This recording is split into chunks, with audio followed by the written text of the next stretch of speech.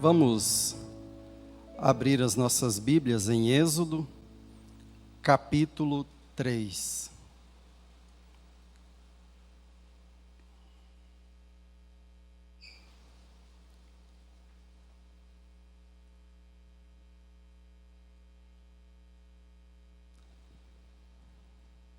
Êxodo, capítulo 3, no verso 1.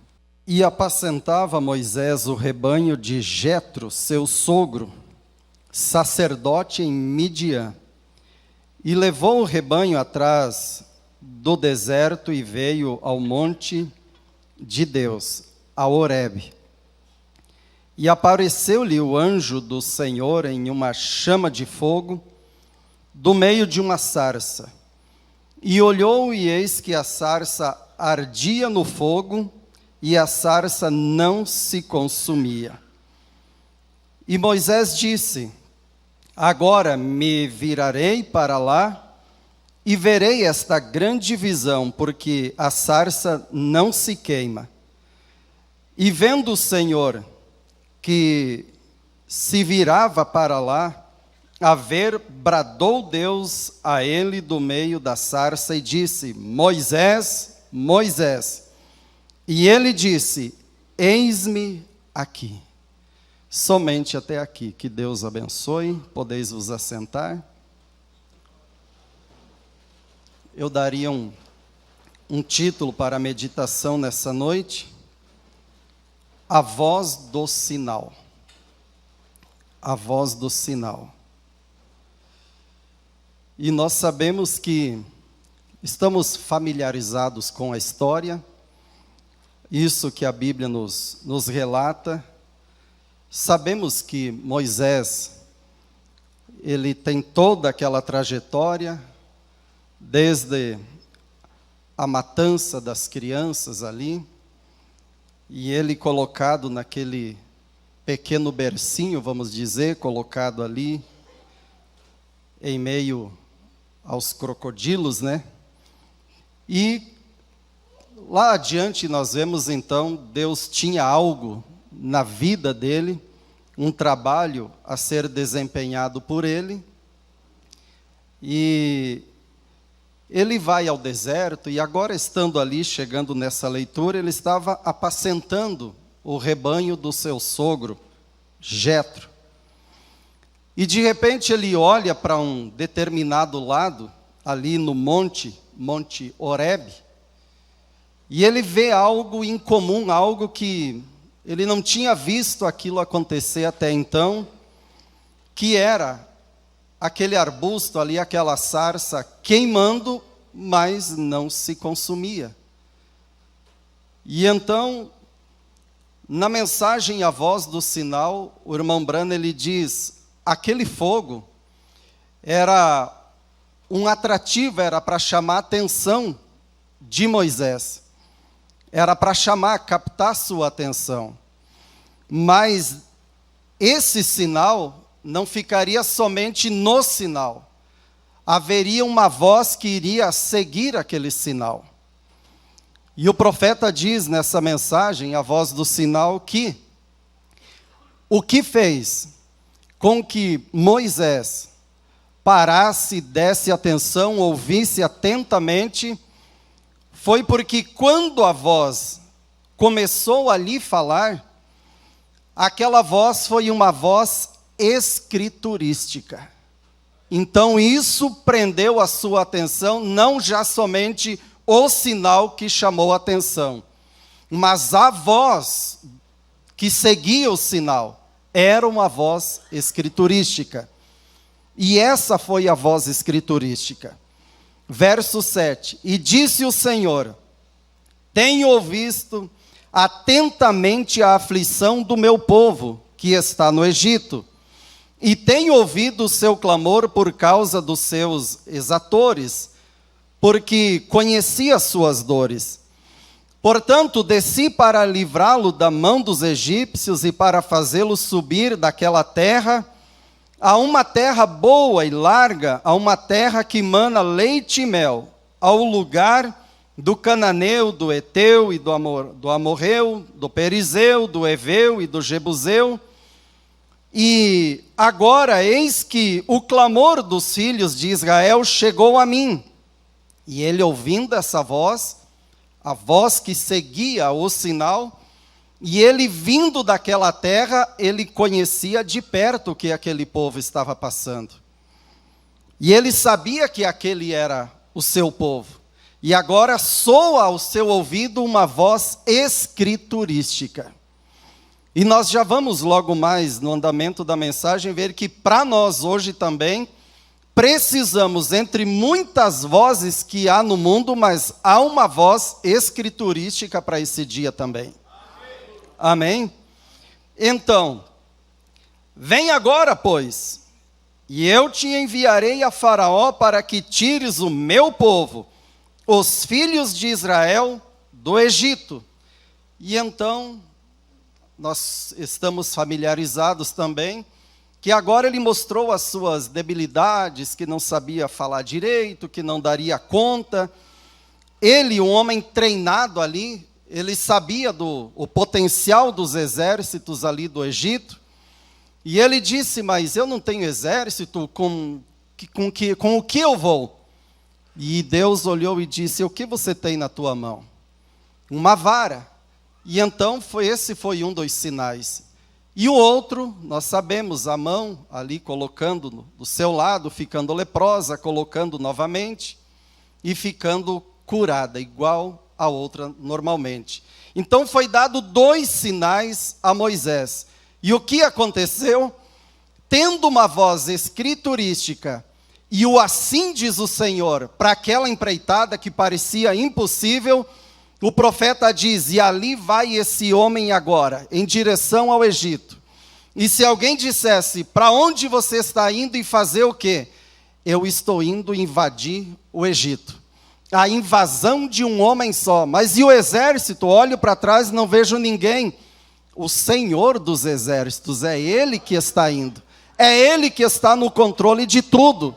É Ele que está no comando, Ele é o que luta, eu somente sou um instrumento, uma ferramenta, mas a batalha é dele, quem vai operar, o que vai acontecer ali é com Ele, não é comigo. E assim foi, e no caminho, chegando ali, irmãos, sabemos que houve imitações. Quando ele joga a vara no chão, e ela se transforma em cobra, ali então já tinham Janes e Jambres, personificadores, trouxeram as suas varinhas também, jogaram ali, ela se tornou em cobra também, e já o povo do Egito, ali Faraó e os demais poderiam rir, e dizer que liberar o povo, que nada Moisés, um homem sozinho diante dessa potência do dia aqui, exército e soldado, uma vara transformando em cobra, não amedronta, temos aqui nossos homens que faz igual. Mas de repente a cobra, aquela que Moisés tinha jogado a vara no chão, deu conta de engolir as duas. Então, irmão, Deus ele não perde batalha em lugar nenhum, em canto nenhum, não há relato e nunca haverá que ele perdeu uma batalha. O inimigo se levanta, mas é para cair de novo por terra. Por quê? Deus, o grande conquistador, Ele é um Deus de batalha. É Ele que guerreia a minha guerra, a tua luta, a tua batalha. É Ele na frente. Claro que o diabo vai tentar impedir, dizer que não. Você não pode, você não dá conta. E o diabo vai tentar você olhar para a tua condição. É mesmo, sabe que eu não dou conta, eu sou fraquinho, sou fraquinha, não dá mesmo. É melhor recuar. Não, irmão, não, irmã. Maior é aquele que está em nós. Claro que eu, sem Deus na minha vida, claro, não sou nada, você não é nada. Mas Ele estando no controle e em você, muda o quadro. Aí é quando você olha, não para você, para Ele. E você diz, tudo posso naquele que me fortalece. E você vai adiante. E resumindo então, o povo foi liberto com sinais, com tudo aquilo que aconteceu ali, e a última das pragas terríveis, a morte do primogênito, a ponto que ele disse, tá bom então, desisto agora, pega esse povo e vai, mas depois foi perseguir, né? tendo ali um obstáculo na frente, do lado o mar, né? Do lado aquelas rochas, e atrás no deserto vindo um grande exército, a potência do dia. Mas que bom saber, irmãos, que é nessa hora, na hora suprema, Deus te dá graça suprema naquela hora. Às vezes você pensa, mas eu não tenho essa fé que eu deveria ter. Tem, ela está bem aí guardada, ela está aí. Vai chegar a hora que você mesmo vai se surpreender e dizer, eu simplesmente me posicionei e o quadro mudou. O que é isso? É essa fé. Agora você colocou ela para funcionar. Chamou Deus em cena e Ele estando no teu barco. A possibilidade de naufrágio é zero. Não tem possibilidade. O que é o Titanic, a arca comparada com o Titanic? Qual dos dois deu conta de passar as ondas altas? A maior engenharia do dia, as melhores mentes brilhantes construindo um Titanic, que olhando disseram, bem, para a viagem inaugural, nem bote salva-vida, não precisa para todos, porque nem Deus afunda isso. Com as medidas exatas, medidas certas, os cálculos e tudo bem projetado, nem Deus afunda, não precisa. É dispensável. Foi a maior catástrofe marítima até hoje. Mas um homem obediente chamado Noé, pegou uma planta, as medidas, recebendo do grande arquiteto. Aleluia! Glória a Deus! E foi obediente, não mexeu na planta, não mexeu nas medidas e seguiu exatamente como recebeu. Ela deu conta de subir, aguentou toda a pancada de tronco, de árvore, por onde foi, ela deu conta de passar. Então não se impressione com Titanics. Embora você, vamos dizer, eu sou uma arca, uma simples arca, mas se Deus está dentro dessa arca, se Deus está se agradando, não se preocupe com grandes e luxuosos Titanic. Tem um hino que cantamos, tenho visto lindos barcos, eles despedaçados por aí. E o que é que faltou para eles? A âncora que eu tenho, e a âncora é Jesus. Aleluia! E nesse tempo, meus irmãos, eu quero falar seguindo a voz do sinal. Nesse tempo, Deus nos enviou um profeta também. E graças a Deus por Ele ter enviado um profeta. Não fosse esse profeta, nessa noite, aonde você estaria, se não fosse essa mensagem? Quem sabe alguns em algum bar, alguns aí tomando uma cerveja, uma cachaça, fumando, jogando por aí. Quem sabe alguns em alguma igreja. Mas o que nos une e nos traz nesse lugar, em companheirismo ao redor da palavra, é uma mensagem nesse dia. Amém? E Deus usou esse homem, esse vaso, um homem simples, conhecemos a história, creio que quase todos aqui são familiarizados com a história, a vida do profeta. E para conhecer melhor é só ler a mensagem do mês, é a última, né, pastor Daniel? A história da minha vida.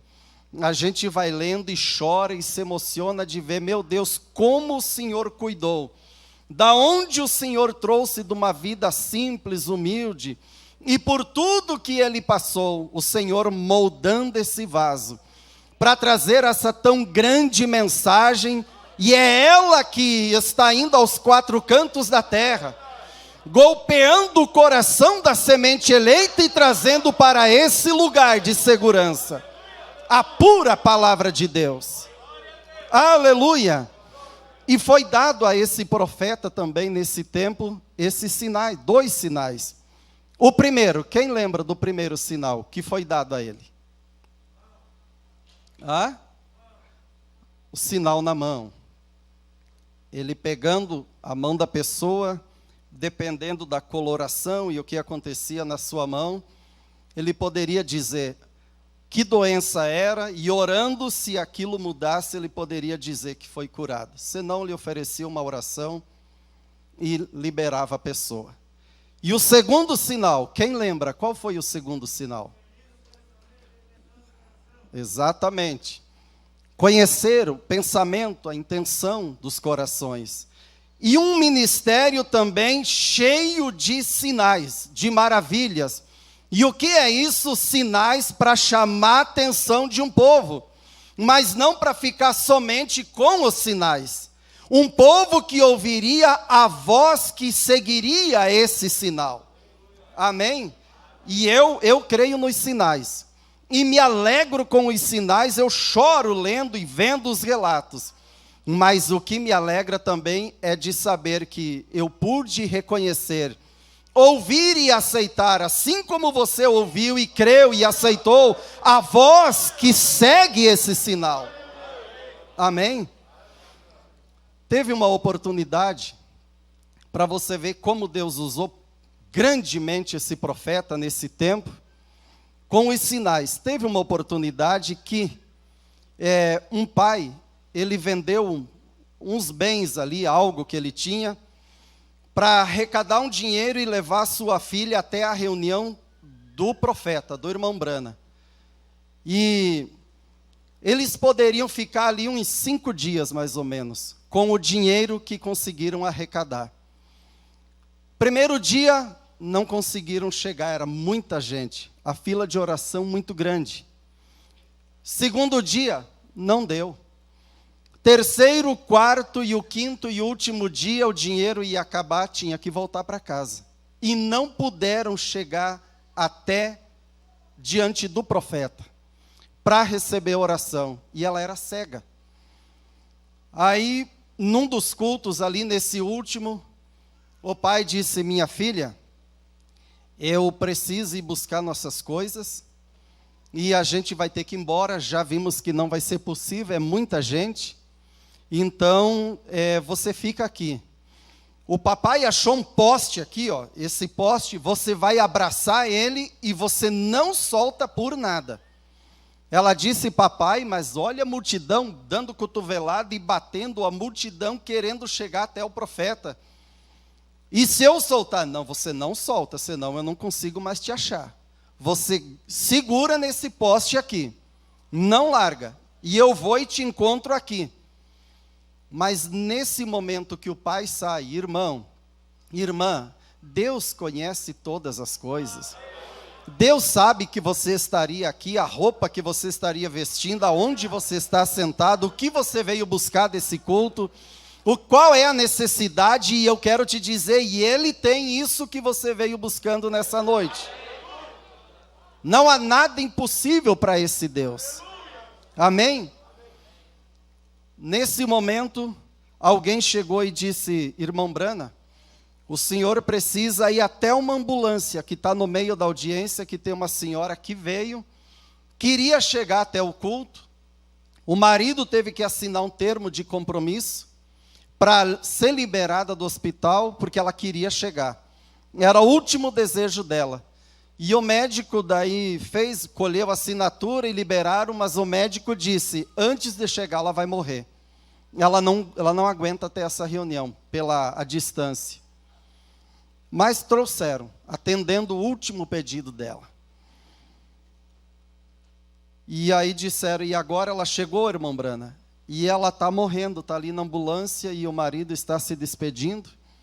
Então, se o senhor pudesse ir até lá, mas como que eu vou? Como que eu faço? O senhor pega um casaco, põe em cima, se cobre, a gente vai abrindo uma brecha e o senhor consegue chegar por trás e entra e ninguém vai ver. E deu certo. O profeta entrou na ambulância, ele disse: eu vi uma cena tão triste. Aquela mulher deitada, o marido segurando as mãos dela e ela com a voz fraca dizendo: eu estou indo, paizinho, para o marido. Eu estou indo, paizinho, mas cuida bem das nossas coisas.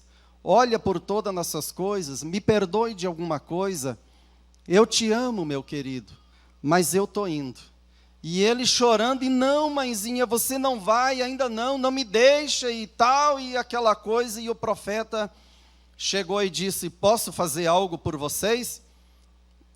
Aquele homem assustou e disse, querida, não conseguimos chegar até lá, mas o profeta está dentro da ambulância. Ah, irmãos, quando o profeta chega, as coisas mudam. Quando encontra realmente aquela fé pulsando ali. Querido, o profeta está aqui, irmão Brana está aqui. E o irmão Brana, olhando aquele quadro, ele disse, posso orar por ela? Agora, irmão Brana. Ele colocou a mão, orou por ela, e aquela que estava morrendo já imediatamente sentou, olhou para ele, aleluia, aleluia, glória a Deus, louvado seja o Senhor. Ela sentou e disse, querido, eu não entendo, mas eu não estou mais morrendo. E eles chorando ali, e já ela foi levantando, e eu vou ouvir a pregação do profeta, eu quero ver a reunião. E o profeta disse, meu trabalho aqui está encerrado, preciso sair. E quando ele sai da ambulância, olha como Deus trabalha. Trabalha daquela maneira, trabalha daquela maneira. Nessa noite o anjo da cura, ele pode passar de um banco a outro banco, ele pode ir buscando aonde tem aquela fé conectada na palavra, e a palavra pode ir aí no banco e te curar aí onde você está nessa noite. Aleluia! E lá sai o profeta da ambulância, novamente. Colocou o casaco sobre si e vai abrindo uma brecha. Mas a multidão, quando viu que tinha muito barulho de glória a Deus na ambulância, alguém disse, o irmão Brana deve estar ali. E começaram a ir naquela direção. E lá vem ele, de lá para cá, tentando se esconder.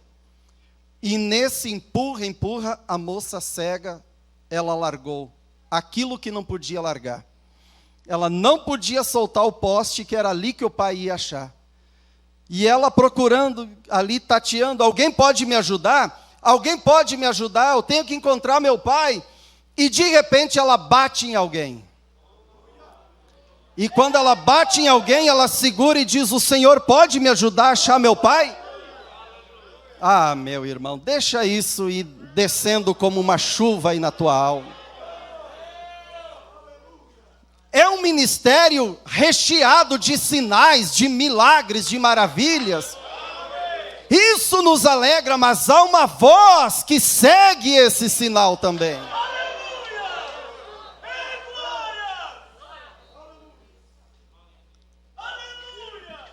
E o profeta disse, do que se trata, querido? O que eu posso fazer? Bem, Senhor, nós vendemos parte do que a gente tinha para chegar aqui, para poder receber oração. Eu sou cega de nascença, e se eu recebesse oração do irmão Brana, o profeta, eu voltaria para casa enxergando. Mas gastamos nosso dinheiro, é o último dia, não foi possível. Eu me perdi do meu pai, o Senhor pode me ajudar a achar o meu pai? Aquilo fez o profeta parar. Ele disse, querida, e se eu te disser que eu sou o irmão Brana? Ela agarrou no braço, no paletó e disse, então, irmão Brana, é agora mesmo, o Senhor ora por mim agora, que agora eu recebo a minha visão. O irmão Brana simplesmente pôs a mão e disse, Senhor, honra a fé dessa moça, em nome do Senhor Jesus Cristo, receba a tua visão. E naquele momento, ela pôde, sair procurar pelo pai. Que coisa tremenda, que coisa tremenda. Vou contar mais 2 testemunhos e vamos seguindo aqui, quero ser objetivo. Uma oportunidade, o irmão Brana chegou de uma viagem de caça, de uma reunião, e ele já tinha tudo preparado para ir para a viagem de caça, uns 4 dias caçando, para sair daquela tensão das visões, das reuniões. E ele chamou um amigo que ia para Cássia e disse: irmão, se você tem um amigo de confiança, amigo teu, pode convidar e caçar com a gente. E ele tinha um amigo, ele convidou e esse irmão ficou muito feliz. Ele chegou em casa feliz e disse: mãe, sabia que eu fui convidado para uma viagem de 4 dias caçando com o irmão Branham, o profeta? Ela disse: então, meu filho, antes de sair, vem aqui. Olha isso aqui. Tirou o sapatinho, a meia, ergueu o pé, e ali estava tudo no osso, assim, sem a carne já, tudo comido por algo que estava acabando com o seu pé. Ela disse: filho, não é só esse, o outro também, olha aqui, ó, olha a situação. E o médico disse que não tem o que se pode fazer. Só vai piorando, piorando, e talvez mais adiante cortar o pé, a canela, a perna, não sei. Mas para o médico ele já está tirando a mão de sobre isso.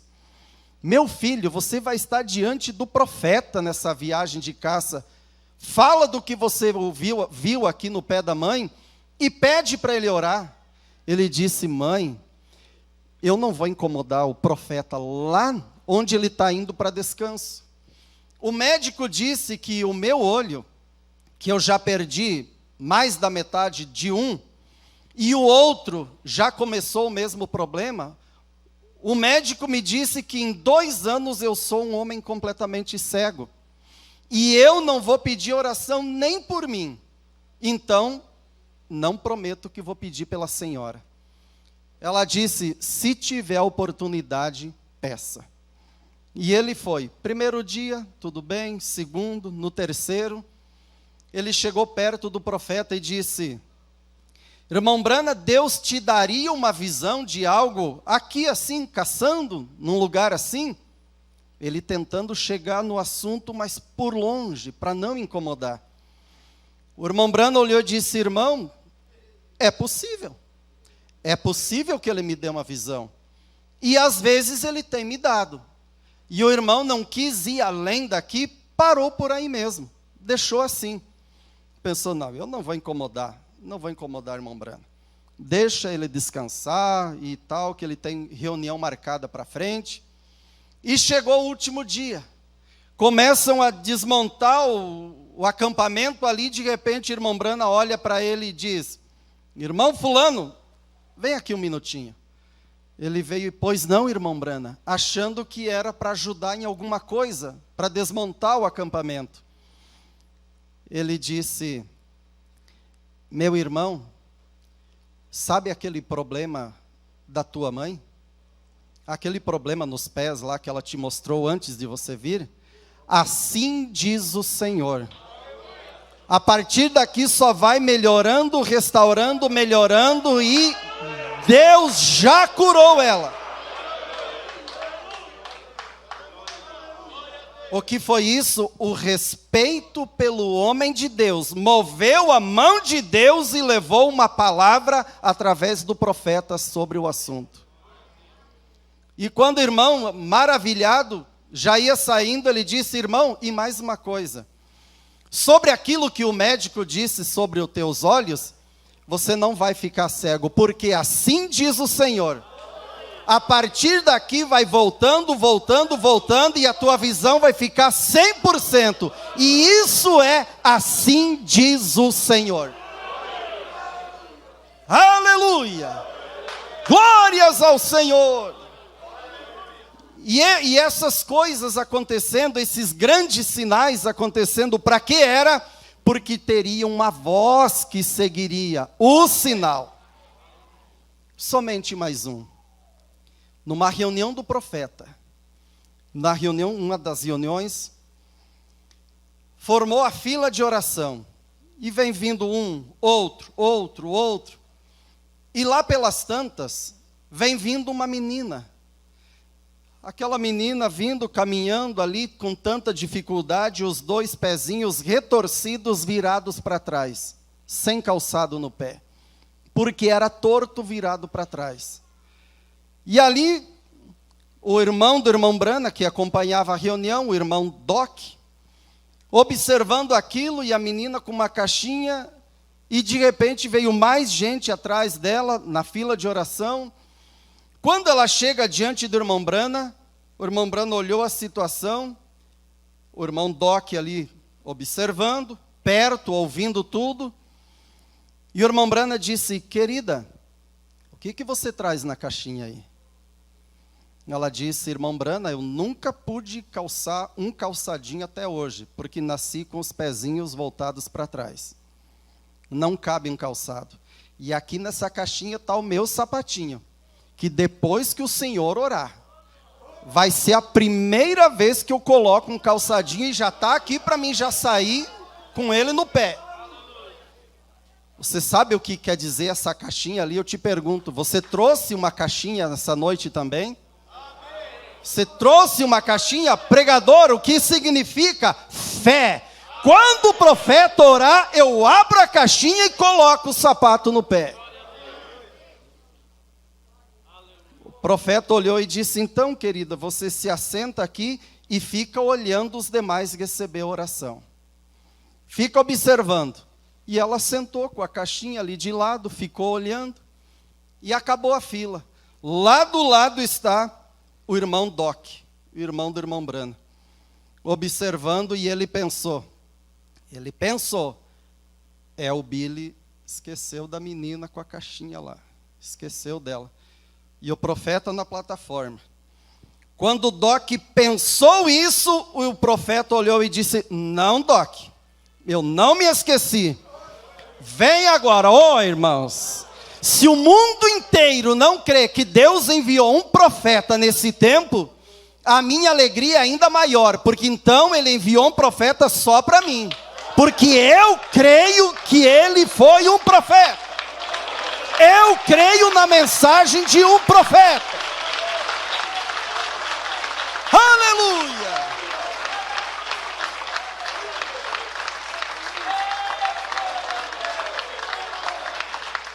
Oh, glória a Deus! Quando alguém pensou, ele esqueceu, e o problema é, a empreitada é grande. Não, Doc, eu não esqueci. Agora chegou a tua vez. E ela veio, ele orou.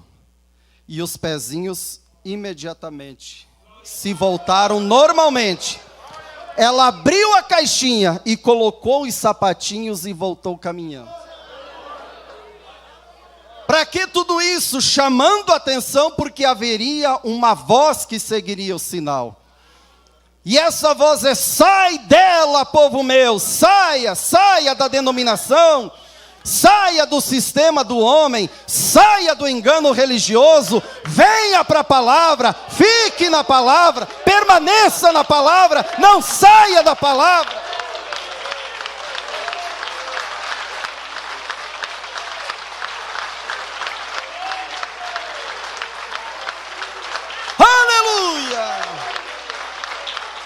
E essa voz do sinal chegou até você, chegou até mim, está indo ao redor da terra e trazendo tantos e tantos, tirando do sistema e trazendo para a palavra.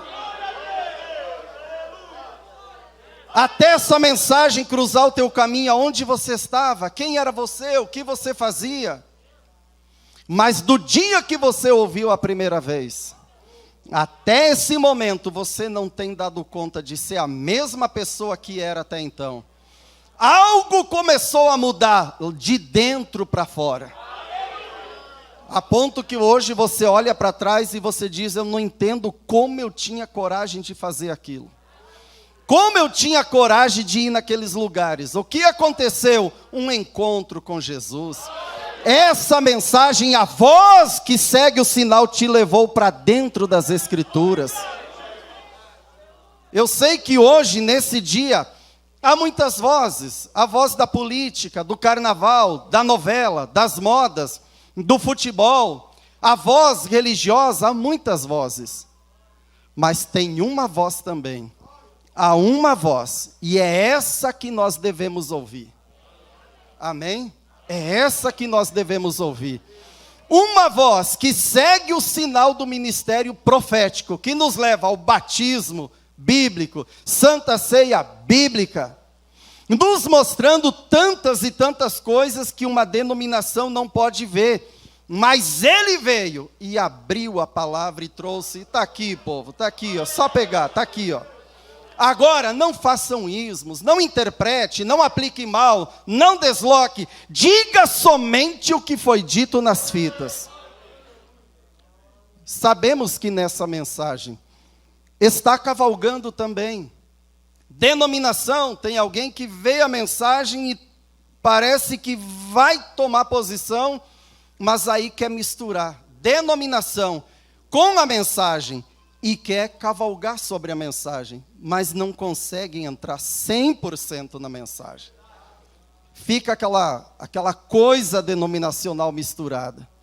E a voz é para esse dia, Apocalipse 18:4. Sai, deixa tudo para trás. Venha e tome posição na palavra. Há vozes dentro da mensagem também. Dentro da própria mensagem. Essa mensagem trazida por um profeta.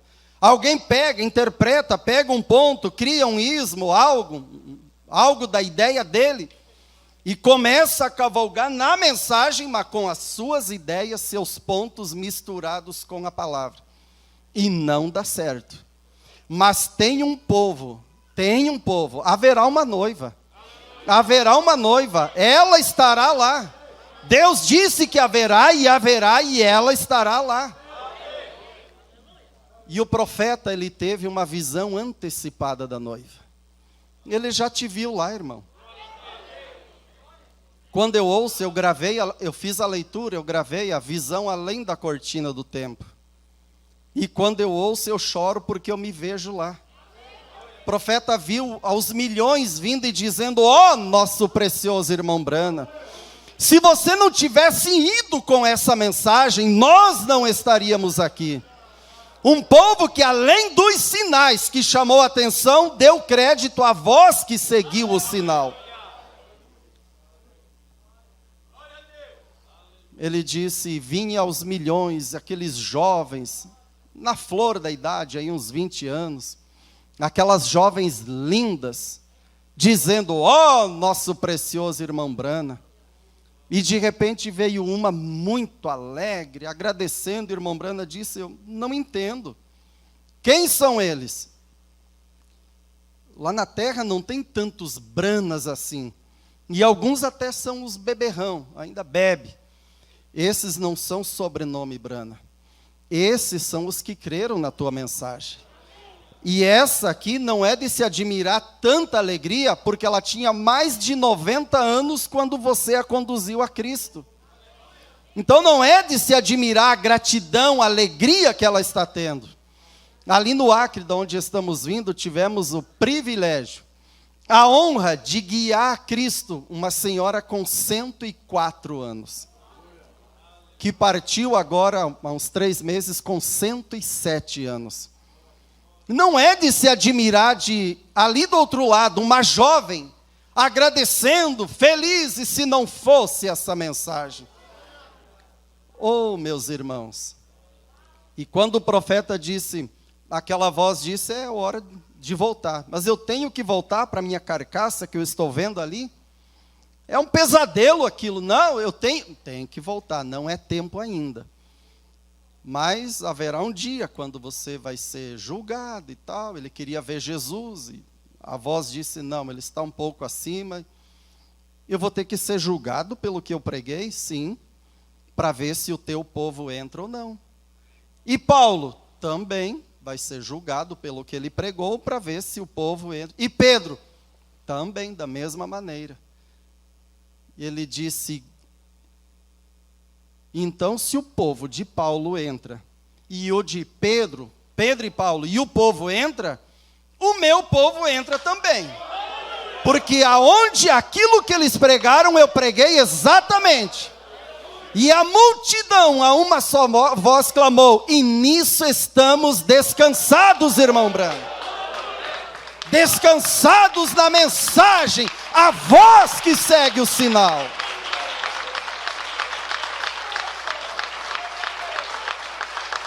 Aleluia! Então, meu irmão, minha irmã, vale a pena. Vale a pena batalhar. Estamos rodeados de uma tão grande nuvem de testemunhos.